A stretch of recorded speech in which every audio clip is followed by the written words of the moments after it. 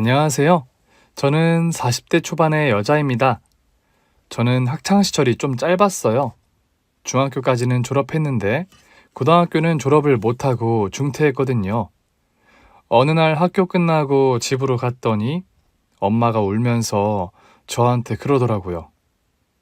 엄마가 미안한데, 너 학교 그만 다니면 안 될까? 학교를 그만두라고, 학교 그만두고 뭐 하라고?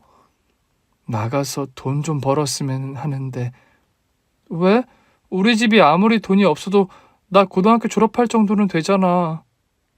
그랬었지. 근데 아빠가 보증을 선 게 있었나 봐.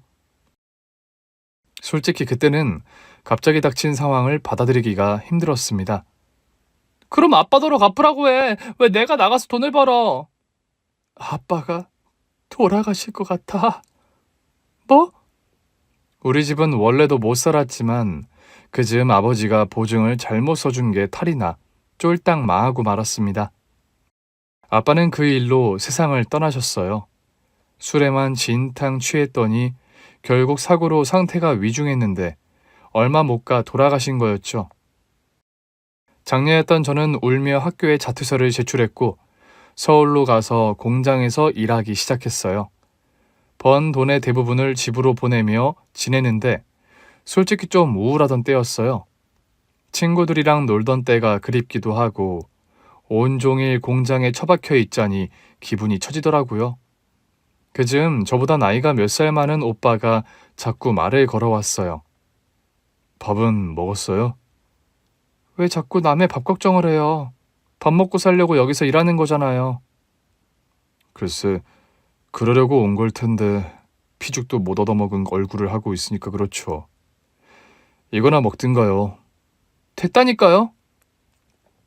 그러면서 김밥 한 줄을 내밀 때도 있었고 어떤 날은 만두, 찐빵 같은 걸 갖다 주기도 했습니다. 처음엔 동량을 하나 싶어 욱했는데 생각해보니 그것도 제 피해의식이더라고요. 내가 사정이 안 좋아서 공장 일을 하는 게 그만큼 서러웠던 거죠. 그래서 마음을 바꿔먹기로 했어요. 비록 원해서 시작한 건 아니지만 식구들을 먹여 살리는 게 나쁜 건 아니잖아요. 그리고 제가 변한 데에는 그 오빠의 도움도 컸어요. 공장에서 일하는 게 그렇게 싫어요? 그럼 그쪽은 좋아요? 좋죠. 공장에서 일한 덕에 밥도 먹고 살고 식구들도 돕고 얼마나 좋아요? 나는 공장에 감사해요. 그날 이후 생각이 바뀌기 시작했어요. 결국 저는 그 사람과의 연애를 시작했고 우리는 결혼까지 하게 됐습니다. 알고 보니 남편도 저랑 상황이 비슷했어요. 집이 망하는 바람에 고등학교 졸업도 못하고 공장에서 일을 시작했는데 그 즈음엔 사는 게 전보다는 나아졌다고 하더라고요. 그래도 먹고 살만해지니까 당신이 보이더라고. 학교 포기하고 일하기 시작했을 때 날 보는 것 같았거든. 비록 전보다는 나아졌다고는 하나 남편의 집안 형편은 우리 집 못지 않았어요. 시부모님 사시는 것도 그랬고 시누이도 변변찮은 직업 없이 시아버지의 국밥집 일을 돕고 있었어요. 시아버지께서 하시는 국밥집은 아주 작은 가게였는데 남편이 번 돈을 미천 삼아 시작하신 일이라고 하더라고요. 덕분에 온 식구가 남편의 월급에 기대 살진 않아 다행이었지만 기댈 데가 없는 시댁이긴 했죠. 인사를 갔을 때 시어머니께서 그러셨어요. 네 남편 덕에 우리가 가게라도 하나 차리긴 했지만 그건 엄연히 우리 거니까 너는 신경 안 써도 된다. 아, 그럼요. 제가 결혼하기 전에 일이기도 하고요. 넌 지금 다니는 공장 열심히 다니라는 뜻이야. 괜히 가게 와서 일 돕겠다고 공장 관두지 마. 우리 국밥집 자리는 네 시누이 자리니까. 그러니까 너는 우리 집안일에 신경도 쓰지 말고 눈길도 주지 마. 알겠니? 솔직히 시아버지의 국밥집에서 일할 생각은 추호도 없었거든요. 기분이 좋진 않았지만 알겠다고 했어요. 결혼 후에는 당연히 공장에 계속 다녔고요. 그러던 어느 날 남편이 갑자기 공장을 관두겠다고 하는 겁니다. 공장 관두고 다른 데서 일하게? 아버지 국밥집에서 일하려고. 그 작은 가게에서 당신이랑 아가씨랑 다 같이 일하겠다고? 일손이 부족한가 봐. 엄마가 연락 왔어. 어머니께서? 저한테는 분명 국밥집에선 일할 생각도 하지 말라고 했던 시어머니가 남편에게 국밥집에 와서 일하라고 했다는 게 믿기지 않았어요. 더더구나 그 작은 가게에서 월급이나 받을 수 있을까 싶었죠. 그럼에도 남편은 고집을 꺾지 않았고 저도 모르겠다 싶었어요. 대신 약속해. 월급은 꼬박꼬박 받겠다고. 당연하지. 국밥집이 지금 엄청 잘 된대. 솔직히 남편의 말을 다 믿지 않았습니다. 그런데 그 후 반년간 남편은 공장에서 받던 것보다 훨씬 많은 월급을 가져왔어요. 아무래도 이상해서 물었죠. 혹시 국밥집 가게 확장했어? 당연하지. 그래서 나한테 와서 일하라고 하신 거야. 그리고 가게에 가보니 정말 가게가 어마어마하게 커져 있는 겁니다. 아니, 언제 이렇게 확장한 거야? 좀 됐어. 당신은 우리 집안일에 왜 이렇게 관심이 없어? 차마 시어머니께서 집안일에 신경 쓰지 말라고 했다는 말은 할 수 없었어요. 가게를 보니 손님도 많고 이 정도면 저도 도와야 하는 게 아닌가 싶더라고요. 그러나 가게에서 저를 본 시어머니께서는 질색을 하셨어요. 아니, 너 우리 가게에는 왜 온 거니? 이젠 남편도 일하고 있잖아요.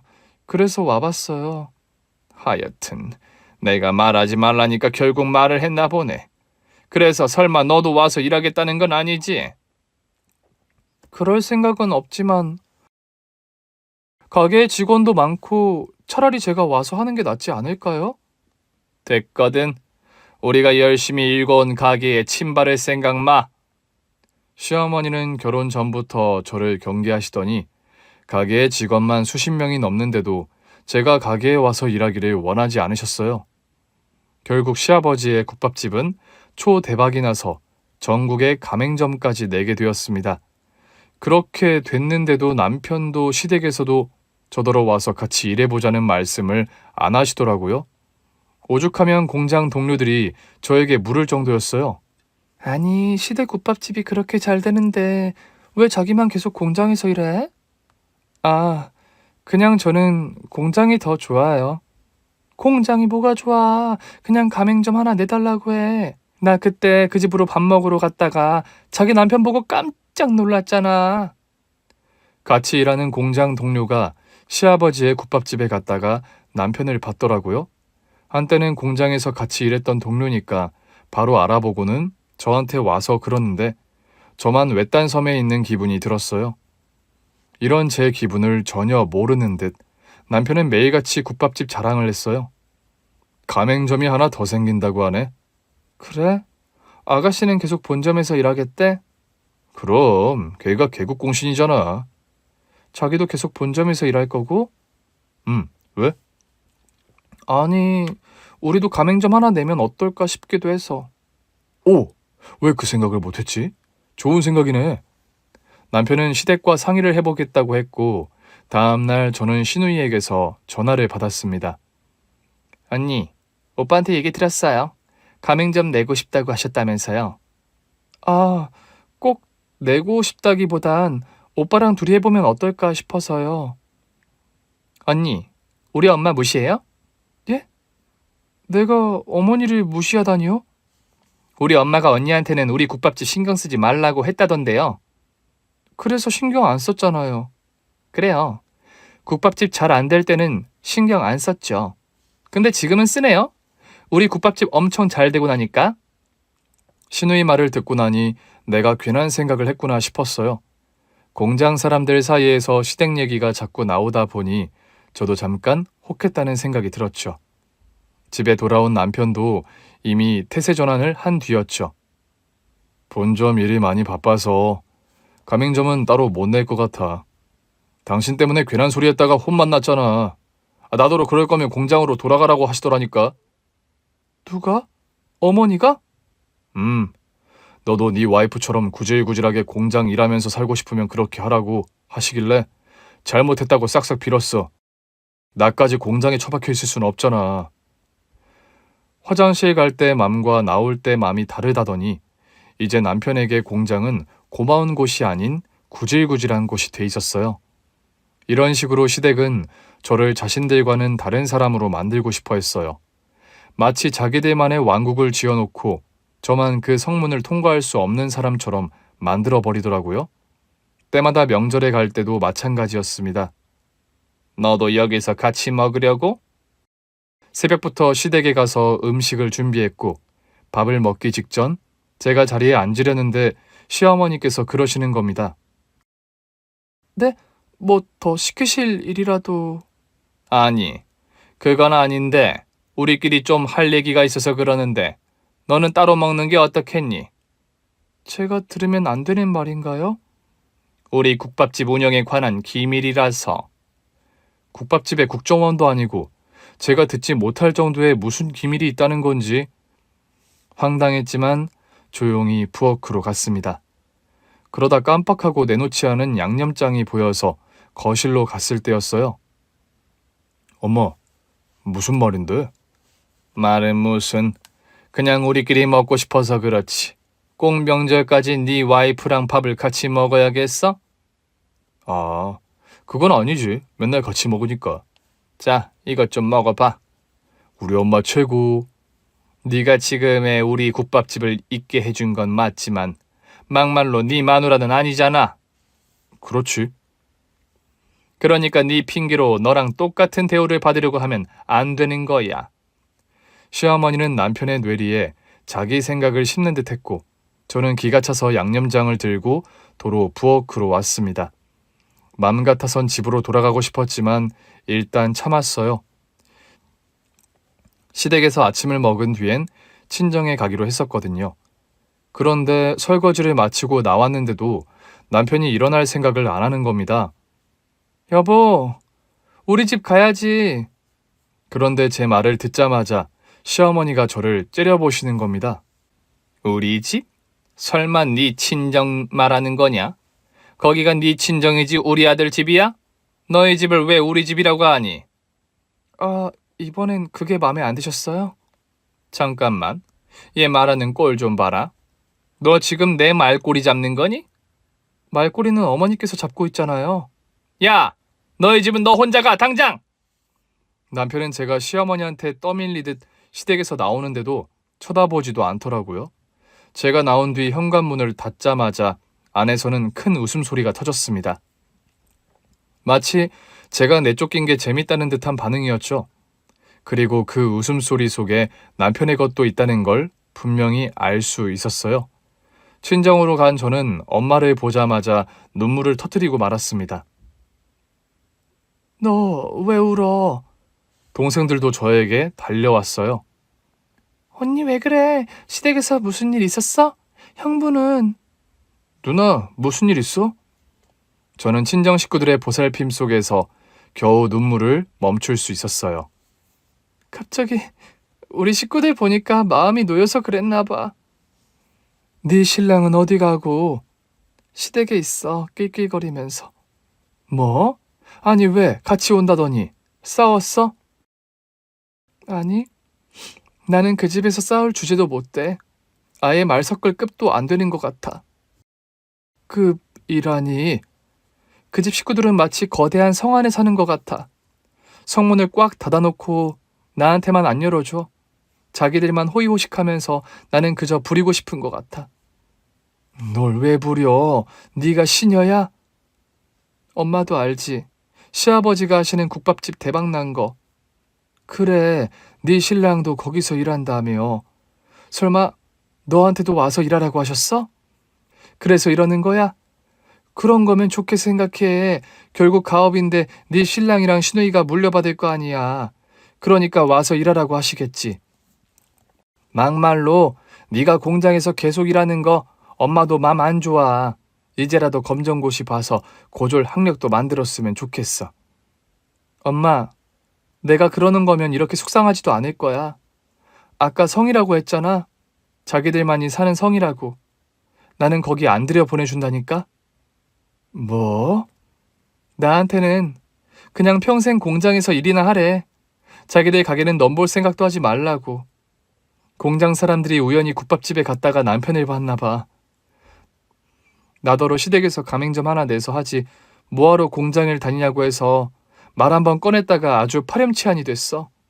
국밥집 어려울 때는 쳐다도 안 보더니 잘 되니까 탐내냐고. 누가 그런 소리를 해? 신우이가. 그 얘기 듣고 정신이 번쩍 들더라고. 내가 두 번 다시 시댁에 아쉬운 소리를 하나 봐라 마음 먹었지. 그런데도 네 남편은 가만히 있어? 응. 그 사람은 자기 안위가 먼저야. 행여나 나 때문에 자기가 국밥집에서 밀려날까봐 걱정. 다음날 집으로 갔더니 남편이 저를 보는 둥 마는 둥 하더라고요. 그렇게 반나절을 남편과 말없이 있었는데 저녁밥 시간이 되자 저한테 딱 한마디 하더라고요. 밥 줘. 진짜 밥을 한 그릇 갖다가 퍼붓고 싶었지만 꾹 참고 물었습니다. 당신 나한테 할 말 없어? 무슨 말? 당신 끝까지 우리 집 안 오더라? 우리 집? 우리 집은 여기잖아. 나 어제 우리 집에 왔는데? 뭐? 당신이 우리 집 가자며. 그럼 당신은 어디 갔다 오는 건데? 남편이 마치 자기 엄마처럼 말장난을 치더라고요. 그래서 장모님한테 명절인데 인사도 안 하는 게 말이 돼? 용돈 좀 드리면 되잖아. 내가 줄게. 당신이 드려. 됐지? 돈으로 때우시겠다? 그럼 뭐? 당신 어머니가 내 인사나 받고 싶겠어? 당신 집 사는 게 여전히 공공하잖아. 돈이 최고지. 누가 보면 아주 대단한 재벌집 아들인 줄 알겠네? 재벌집까지는 몰라도 당신 집이랑은 확실히 클래스의 차이가 있지. 우리 아버지 가맹점이 몇 갠데 당신 집이랑 비교가 안 되지. 이런 집에 시집 온 걸 감사하라고. 그만 좀 불평하고. 남편은 우리 엄마에게 드리라며 10만 원을 주더라고요. 그걸 보는데 정말 할 말이 없었습니다. 결국 저는 거기에 제 돈을 더 얹어서 용돈을 보내드렸어요.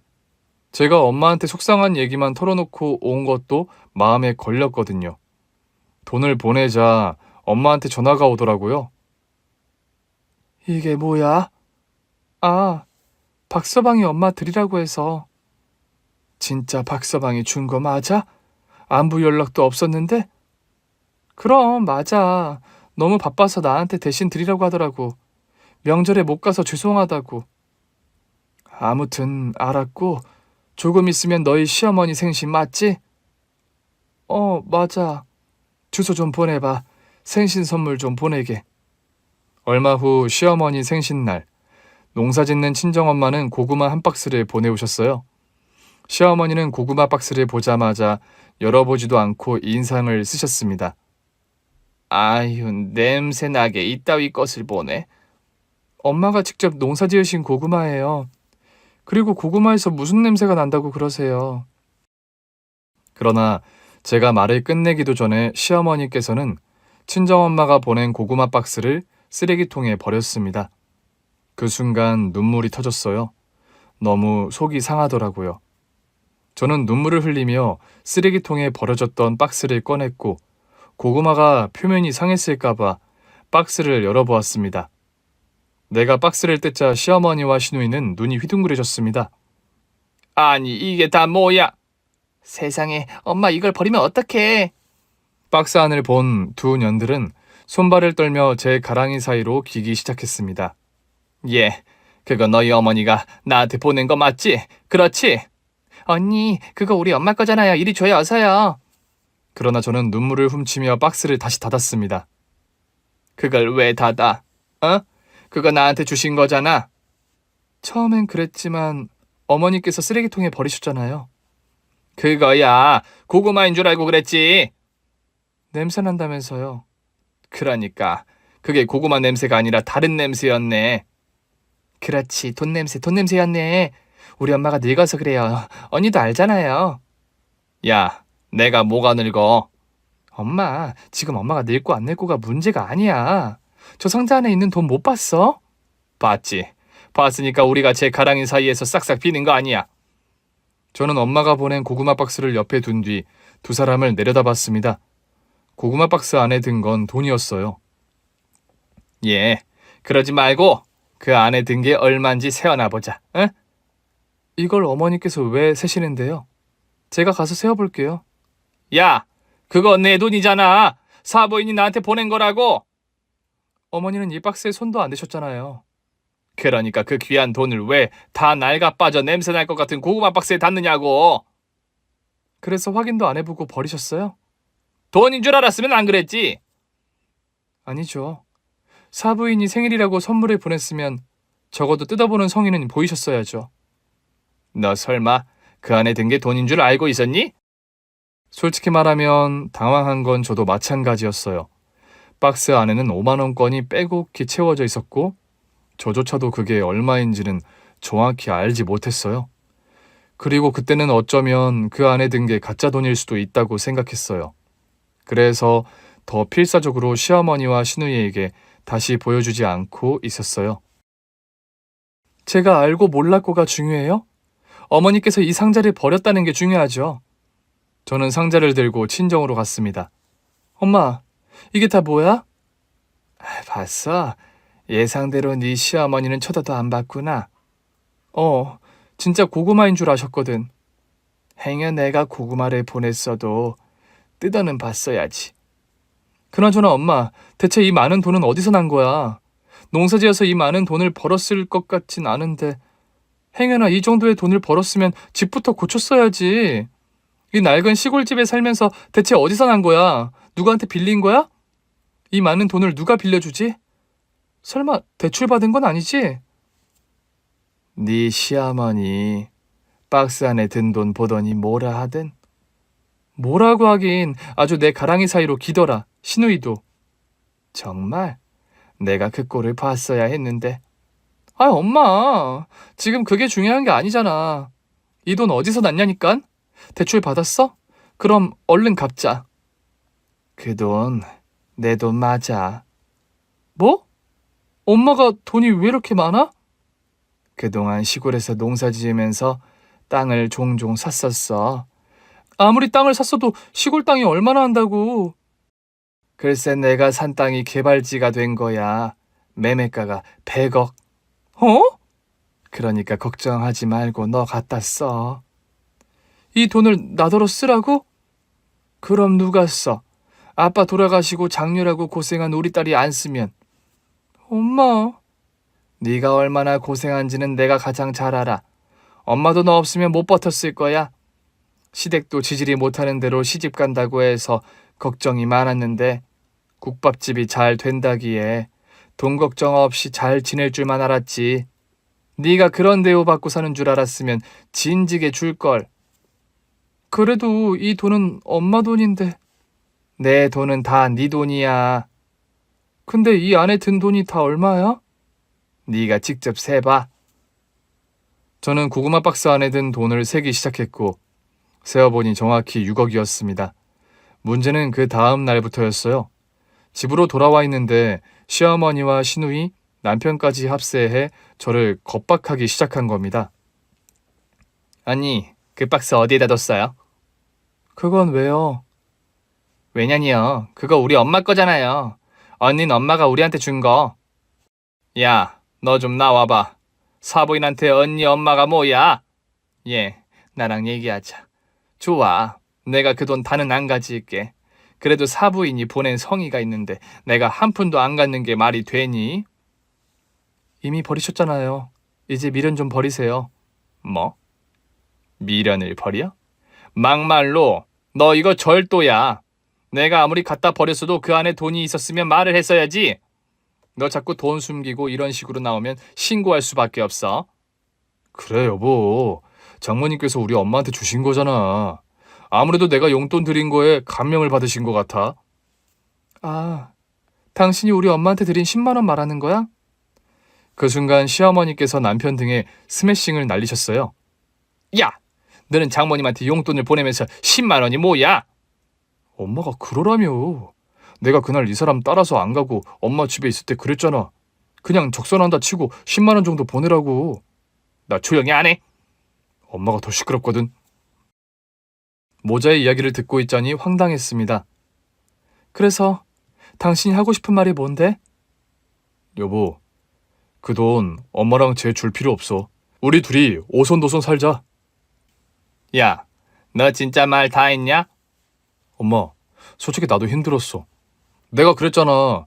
그냥 가맹점 하나 내고 사장 노릇하고 살고 싶다고. 근데 엄마 뭐라고 했어? 나더러 무슨 사장을 파느냐고 본점 일이나 배우라고 했잖아. 그리고 내가 그랬지. 우리 와이프도 좀 일 시켜달라고. 엄마가 허락을 안 해주는 바람에 우리 와이프가 화난 거잖아. 야, 입은 삐뚤어졌어도 말은 바로 하라고. 네가 네 와이프도 본점에서 일하게 해달라고 했을 때 내가 그랬지. 걔가 뭘 할 줄 알겠냐고 그랬더니 설거지는 잘한다면서 주방에서 설거지 시키라며? 그게 남편이 돼서 할 소리냐? 누구나 바닥부터 시작하는 거지. 나는 그런 의미에서 말한 거고. 네가 그런 소리를 하면 안 되지. 너는 설거지 한 번 안 하고 바로 홀 매니저 했잖아. 그거야 난 엄마 아들이니까. 저 사람은 우리 핏줄도 아니고. 쉿! 지금 우리들이 싸울 때가 아니라니까. 시어머니와 남편이 다투는 사이 신우이가 저한테 슬쩍 묻더라고요. 솔직히 얼마였어요? 고구마 상자 안에 든 거? 6억이요. 저는 숨길 이유가 없었습니다. 제 얘기를 듣자마자 시어머니와 남편도 다시 저한테 달려들었어요. 당신 정말이야? 나한테 반은 줄 거지? 우린 부부잖아. 다들 왜 이래? 내가 준다고 했어? 예, 나도 많이는 안 바라마. 사부인이 나한테 보낸 거니까 딱 1억만 줘. 그러면 내가 평생 니들한테 도움 안 받고 살게. 그럼 나도 1억. 저도요, 저도 1억. 셋이서 한 손을 번쩍 든 채 저를 보는데 아주 딱 모전자전이더라고요. 다들 그만 돌아가요. 여긴 내 집이기도 하잖아. 아무튼 아가씨랑 어머니라도 좀 돌아가시라고요. 내가 미쳤니? 네가 그 돈 줄 때까지 이 집에서 먹고 자고 할 거다. 저더러 삼시세끼라도 해다 바치라 이 말씀이세요? 저도 일하느라 바빠요. 내가 해줄게. 아침도 먹고 갈 수 있게 다 해줄게. 그날부터 시어머니는 우리 집에 상주하며 제 아침부터 저녁까지 모든 끼니를 챙겨주기 시작했어요. 그러면서도 자꾸만 제 눈치를 살피시더라고요. 집 안 어디에도 그 상자가 없던데. 무슨 상자요? 그 6억 들었다는 가방 말이야. 그가 괜히 갖고 있다가 잃어버리지 말고 나한테 줘봐. 내가 잘 갖고 관리할게. 시어머니는 종일 제 옆에 붙어 앉아 제가 그 상자를 내놓기만을 기다렸고 신우 역시 일이 끝나면 남편과 함께 우리 집으로 왔어요. 언니, 나도 일하고 피곤해요. 언제까지 언니 집이랑 우리 집을 왔다 갔다 해요. 그러지 말고 그냥 우리한테 1억씩 주고 남은 돈은 언니가 가져요. 어때요? 다들 왜서 이래요? 우리 엄마가 줄 때는 갖다 버리더니 그만들 포기하고 돌아가세요. 국밥집도 바쁠 거 아니에요? 그놈의 국밥집 버는 만큼 다 나가. 가맹점 내주는 바람에 일은 또 보통 많아졌니? 그나저나 사부인은 어디서 그 많은 돈이 난 거야? 그건 모르셔도 되고요. 혹시 이상한 돈은 아니지? 이상한 돈이라니요? 뭐 이상한 걸로 딴 돈이라든지 아니면 잠깐 주는 척하고 이미 없는 거 아니야? 일단 확인이라도 좀 시켜줘봐. 집안을 다 뒤져도 안 나오던데. 있든 없든 신경 쓰실 거 없잖아요. 어차피 어머니 기회는 끝났어요. 너 없는 돈 가지고 이렇게 유세 부리는 거면 나중에 아주 혼날 줄 알아. 어디 혼나는 데서 끝날 줄 알아? 우리 아들하고도 이혼이야. 그때였습니다. 현관문이 벌컥 열리더니 엄마가 들어왔어요. 어머, 사부인. 듣자 하니까 기가 차네요. 밖에서도 다 들려요. 뭐? 이혼을 시키겠다고요? 저도 이러고 싶지 않은데 얘가 자꾸 우리 약을 올리잖아요. 사부인도 잘 오셨어요. 이참에 아주 끝장을 봅시다. 저한테 생일 선물로 보내셨던 6억이요. 그거 지금 어디 있어요? 사부인은 아시죠? 그게 왜 사부인한테 보낸 겁니까? 예?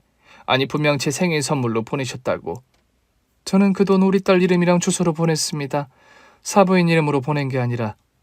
그래도 제 선물이었잖아요. 안 받으셨다면서요. 냄새난다고 갖다 버리신 걸 우리 딸이 주웠다면서요. 사실 제가 엄마한테 전화를 했었어요. 이대로는 시어머니가 우리 집에서 나갈 것 같지가 않더라고요. 전화를 받은 엄마가 바로 우리 집에서 오셨던 건데 밖에서 대부분의 얘기를 들으신 눈치였어요. 이미 물 건너간 선물에 미련 두지 마시고 우리 딸한테 사과부터 하세요. 아니, 제가 무슨 사과를 합니까? 그간 우리 딸을 아주 함부로 대하셨더라고요. 그거야, 우리 집이랑 사부인 집이 비교가 돼요. 시골에서 농사가 짓는 집이랑 전국에 가맹점 낸 국밥집이 같냐고요. 받아들일 건 받아들이고 대우를 해야 우리도 쟤한테 마음을 주죠. 그렇게 부자세요? 그래요. 사부인이 아무리 선물로 6억을 갖다 줬어도 우리가 가게 처분하고 어쩌고 하면 그 정도 돈은 있어요. 근데 왜 그렇게 그 돈에 집착하세요? 공짜 안 좋아하는 사람도 있어요. 그러니까 왜 돈을 고구마 박스에 넣고 그래요? 줄 거면 그냥 대놓고 주던가. 어차피 안 뜯을 거 알고 있었어요. 우리 딸을 그렇게 무시하는 사람이 내가 보낸 고구마 박스를 뜯어볼 리가 없죠. 사부인도 절 속이신 거잖아요. 만약에 제가 열어봤으면 어쩌려고 하셨는데요.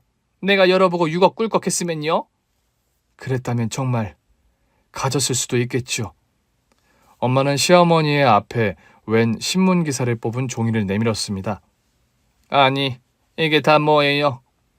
알아보니 되게 그 대단한 국밥집 가맹점이 사고를 쳤던데 어떻게 덮었어요? 사부인, 이 기사는 어디서 난 거예요? 우리 딸 시댁일이라니까 평소에 잘 찾아보고 있었어요. 어떻게 가맹점 사장이 진상 손님 국밥에 파스를 넣을 수가 있어요? 사부인, 우리가 그가 묻으려고 얼마나 애를 썼는데 그런 소리를 왜 하는 거예요? 그 가맹점만 싹 없앴던데 그런다고 진실이 묻힙니까? 그 정도로 손님이 먹을 요리를 관리하지 않다는 뜻이잖아요. 됐어요. 아무래도 쪽수가 딸려서 안 되겠어. 우리 딸이랑 아들도 부를 테니까 딱 기다려요. 조금 뒤 남편과 시누이까지 합세하면서 집안은 난리가 났습니다. 장모님 오셨어요? 근데 왜 우리 엄마한테 뭐라고 하시는 건지. 내가 자네 어머니한테 뭘 어쨌다는 건가? 솔직히 잘못은 어머니께서 하셨잖아요. 그 많은 돈을 고구마박에서 보내신 것도 잘못한 거죠. 그러다 분실이라도 됐으면 그냥 6억 잃으시는 거잖아요. 더더구나 선물을 고구마 박스에 보내는 사람이 어딨어요. 그건 예의가 아니죠. 그래, 나는 예의도 없고 부주의한 사람이야. 됐나? 아니 어머니, 그게 아니라 기회를 한 번만 더 달라는 거죠. 6억을 결국 갖고 싶다 이건가? 당연하죠. 솔직히 저한테는 주실 수 있잖아요. 제가 그동안 이 사람 먹여 살렸는데. 우리 딸도 계속 공장 다니면서 일한 거로 아는데. 그렇긴 하지만. 그럼 자네가 말해보게. 사돈 사업이 꽤 커졌던데 왜 우리 딸만 계속 공장에 다니게 하고 가족들끼리 모여도 국밥집 기밀 얘기한다며 우리 딸만 따돌렸다며? 그건 따돌린 게 아니고요. 그러니까 아들, 너도 그만해. 그래봤자 6억? 그건 우리가 가진 거 팔아도 나오는 돈이야. 아니, 어디서 거지 같은 걸 데려다 며느리 삼아줬더니 고마운 줄도 모르고 아주 적반하장하냐? 사부인, 지금 나 들으라고 하는 소리 맞죠? 그래, 너 들으라고 하는 소리다. 어디서 아버지도 없이 홀어머니 밑에서 큰 거지를 데려다 며느리를 받아줬더니 말이야, 6억을 가지고 장난을 쳐? 그렇게 돈 많은 분이 왜 그렇게 그 돈에 집착하세요? 솔직히 6억 현금으로 본 적도 없죠? 그럼 뭐 너는 있냐? 막말로 그 돈 밑에는 돈이 아니라 다른 걸로 깔았는지 어떻게 알아? 우리가 꺼내본 게 아닌데. 엄마는 저에게 차키를 주며 말했어요. 보조석에 있는 것 좀 가져와. 엄마 말대로 엄마 차로 가보니 보조석에 그 고구마 박스가 있었습니다. 엄마가 시어머니, 시누이, 남편 앞에서 고구마 박스 안에 있는 걸 쏟아내더라고요. 엄마, 진짜 돈이야? 나도 보고 있어. 조용히 좀 해. 대박, 나 6억 처음 봐. 그때 본 그 6억 박스예요. 우리 딸이 잠깐 맡아달라고 해서 제가 갖고 있었는데 마침 잘 가져왔네요. 예? 우리 집사람이 그 돈을 장모님께 맡겼다고요? 이 상자째로? 그래, 우리 딸은 이 돈을 안 받으려고 하더군. 이건 어디까지나 내 돈이라면서. 당신 미쳤어? 왜 거저 들어온 돈은 마다해? 들어올 때 무조건 받아야지.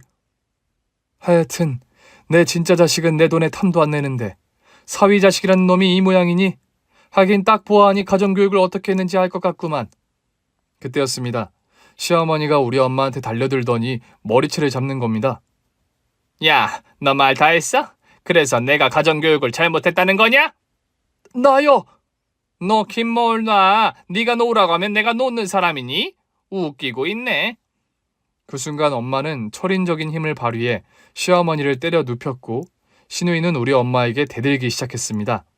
아줌마가 뭔데 우리 엄마한테 뭐라고 해요? 네? 아줌마? 그럼 뭐라고 하는데?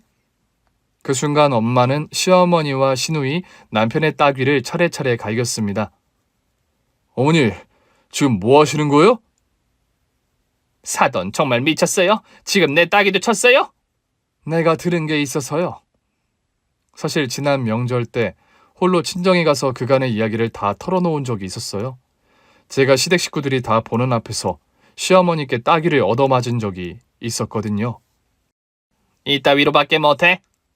죄송합니다. 제가 처음이라서. 아니, 이게 뭐 그렇게 어려운 요리라고 이렇게 다 망쳐놔? 넌 그냥 평생 공장에 처박혀서 살아. 네가 할 수 있는 일이라곤 그런 거밖에 없어. 알겠어? 다시 해볼게요. 돈 아까우니까 네 돈으로 장 보다가 다시 만들어. 그날 처음으로 시어머니께 따귀를 얻어맞았거든요. 얘기를 들은 엄마는 노발대발하셨어요. 아니, 네 남편은 거기 없었어? 왜 없어? 버젓이 TV 보고 앉아있었지. 저는 그날을 떠올리며 엄마 옆에 앉아 엄마가 쏟아낸 돈을 상자에 다시 차곡차곡 넣기 시작했어요. 그럼 할 말 없죠? 아니, 옛날 같으면 시어머니가 이 정도 하는 건 일도 아니었어요. 지금은 옛날이 아니잖아요? 시어머니는 결국 반박하지 못했습니다. 아무튼 다들 우리 6억이 잘 있는 건 확인했죠. 우리 딸더러 가난하다고 구박하고 무시하더니 기분들이 어때요? 기분이 뭐가 어때요? 꼴랑 6억 가지고. 그 정도 돈은 우리 집도 있거든요. 엄마는 그런 시댁 식구들 앞에 엄마의 재산 목록을 펼쳐놨습니다. 아니, 이게 다 사부인 거라고요? 말도 안 돼. 그렇게 지지리도 가난하더니. 제 재산 맞습니다. 저 사부인보다 못 살지 않아요. 대체 이게 어떻게 된 겁니까? 지금도 그 낡은 시골집에서 살고 있지 않아요? 맞아요. 딱히 불편한 게 없어서 그 집에서 그냥 살고 있어요. 이거 다 조작 아니에요?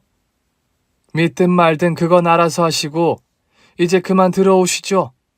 엄마가 현관을 보며 말했고 저는 잽싸게 가서 현관문을 열었습니다. 현관문을 열자 검은 양복을 입은 사람이 집 안으로 들어왔어요. 오래 기다리셨어요? 조금 전에 도착했습니다. 오래 안 기다렸어요. 아니, 이분은 누구시죠? 제가 고용한 변호사입니다. 변호사는 왜요? 그간 우리 딸한테 하신 거 끝내 사과 안 하실 건가요? 아니, 시어머니가 며느리한테 그 정도는 할 수 있죠? 저는 며느리한테 그렇게 안 합니다. 예? 내 자식이 귀한 줄 알면 남의 자식도 귀한 줄 알아야죠. 국밥집이 잘 돼서 졸부가 된 거랑 사람 대하는 태도는 다른 겁니다. 그건 제가 알아요. 저도 땅이 개발지가 되면서 돈을 꽤 벌었지만 사는 태도는 하나도 바뀌지 않았어요. 저는 여전히 낡은 시골집에서 살면서 알뜰살뜰 삽니다. 물론 사부인한테 보낸 6억은 저로서도 꽤 큰 도전이었죠. 갖고 있던 땅이 개발됐다고요? 네. 어차피 100억도 벌었겠다. 우리 딸 기 좀 살려주려고 보냈습니다.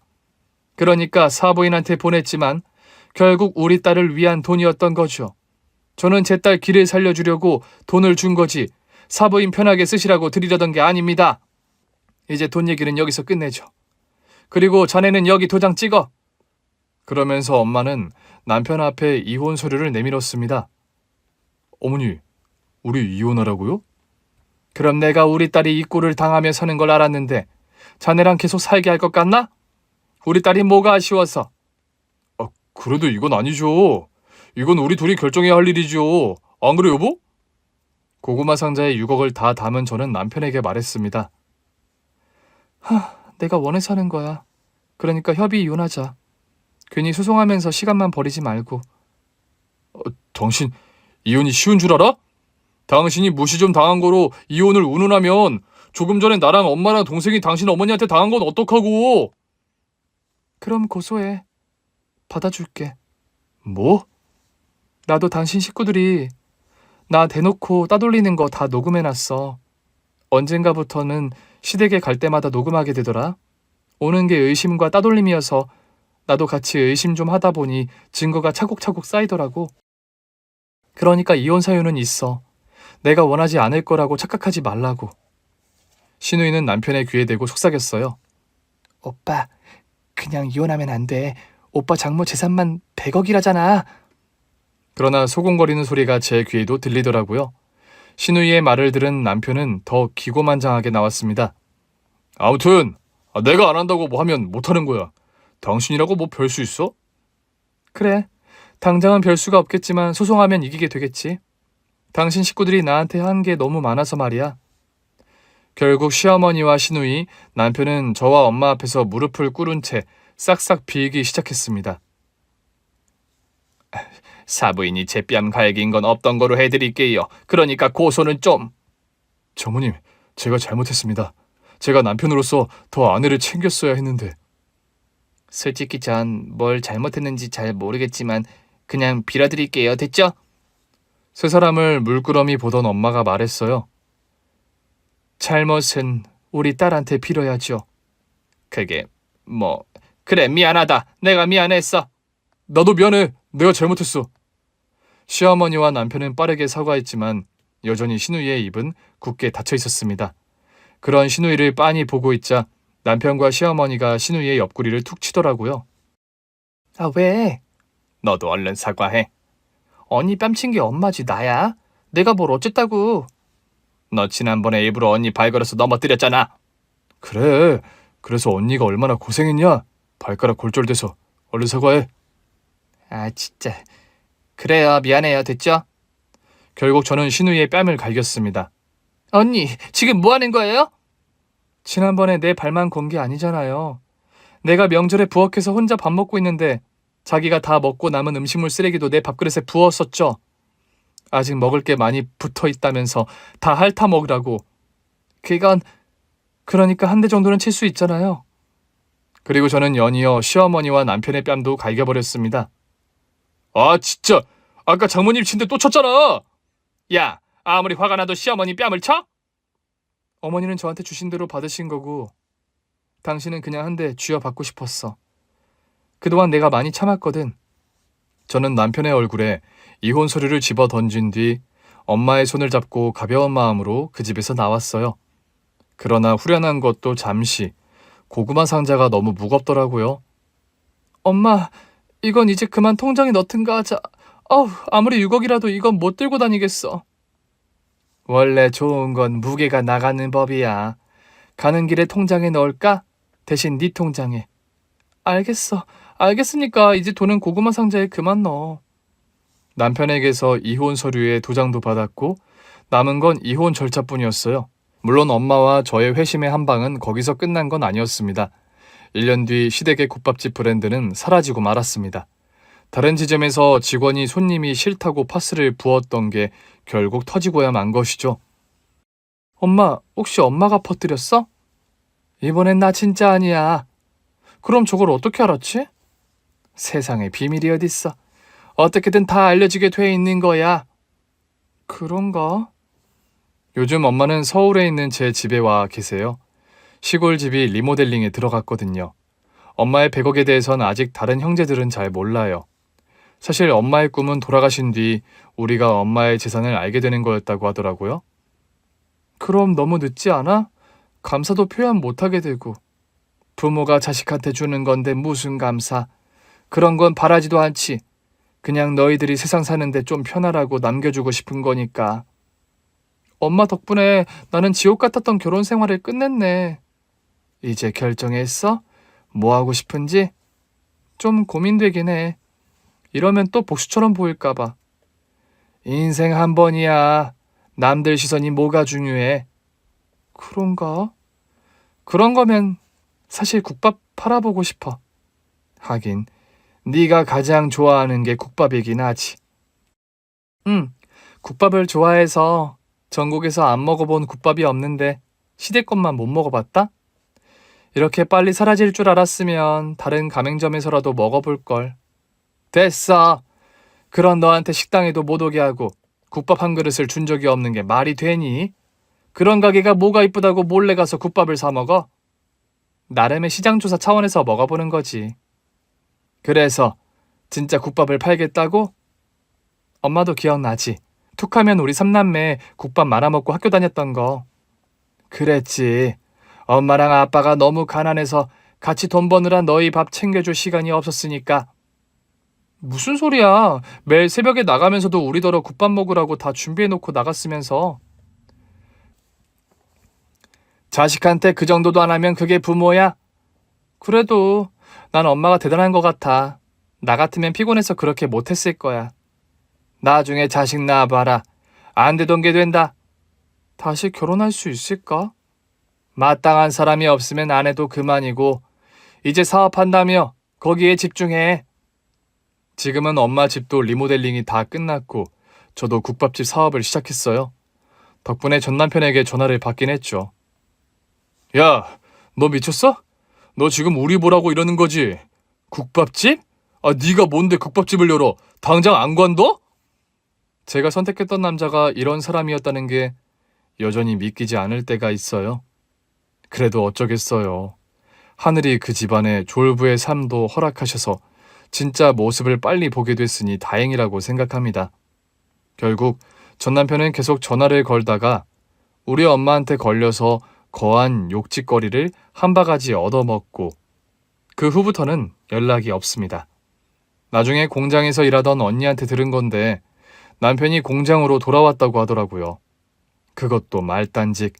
그 언니가 관리직이 됐는데 남편이 일할 만한 자리가 없다고 했는데도 뭐라도 시켜주시면 열심히 하겠다고 해서 청소 일을 하고 있다고 하더라고요. 저는 제가 난 국밥집이 꽤 잘 되고 있습니다. 솔직히 말하면 저는 가맹점엔 관심이 없고 제가 직접 관리하는 가게가 맛집으로 입소문이 났으면 좋겠어요. 그래서 오래오래 한자리에서 제 가게를 운영하는 게 꿈입니다.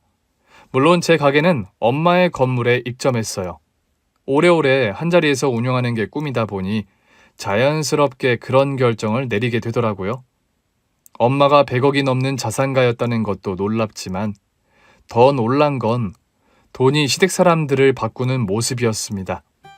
지난 시댁의 경험을 발판 삼아 저도 사업이 더 잘 됐을 때 돈에 흔들리지 않는 사람이 되려고 노력하고 있어요.